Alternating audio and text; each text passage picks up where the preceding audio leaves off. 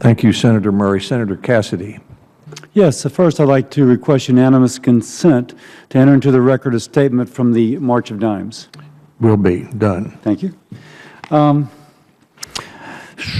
Obviously, we have declining resources on the Federal level. I see that the administration is cutting the 317 money, Dr. Moore, that you referenced. But I will also note, again, as a fellow who used to work in a public hospital system, that I wasn't a pediatrician, I just did a lot of pediatric immunization work. There's always a great concern about immunization. And so sometimes I would see people come to speak to our pediatricians about immunization, and it was like coal to Newcastle. These folks cared about it. Jackson Sawyer care about it passionately. So can we use our 317 money more effectively? Let me ask if and I ask this not to challenge, just to suggest.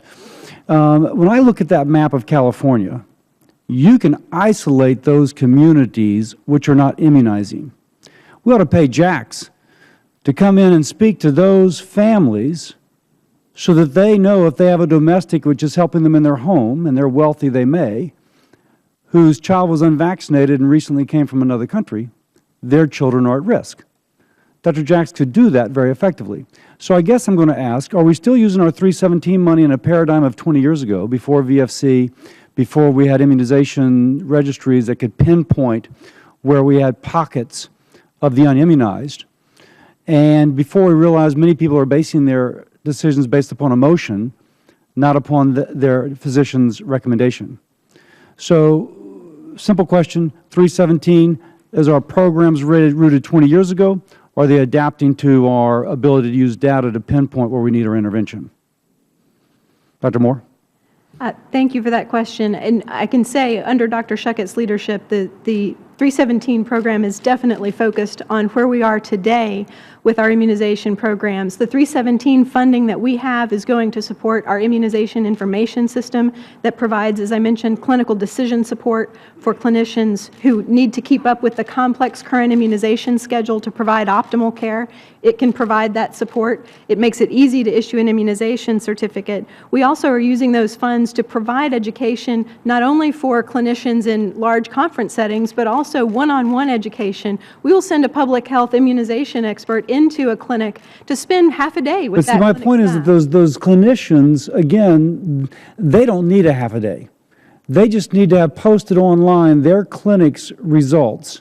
Compared to other clinics, the natural competition is going to drive it. We know that from infection disease rates in ORs.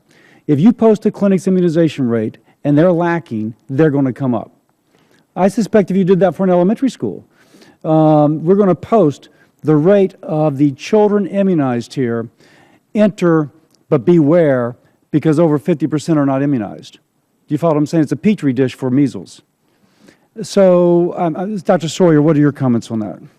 Well, first, I'd like to agree with your very last comment about posting these rates for schools, because we want parents to be informed about vaccines in general. We should also want them to be informed about the environment that they're putting their children in. And there's no doubt that a school with 40 or 50% of unimmunized children is where the next outbreaks are going to occur, because once they get going, they'll spread. So is there a push to do so? I mean, that really should be something we should be letting parents know as much as possible about both, because I read the pediatrics article that staff provided.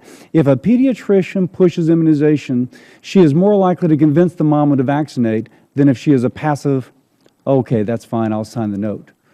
So to what degree are we posting individual clinics and our individual schools?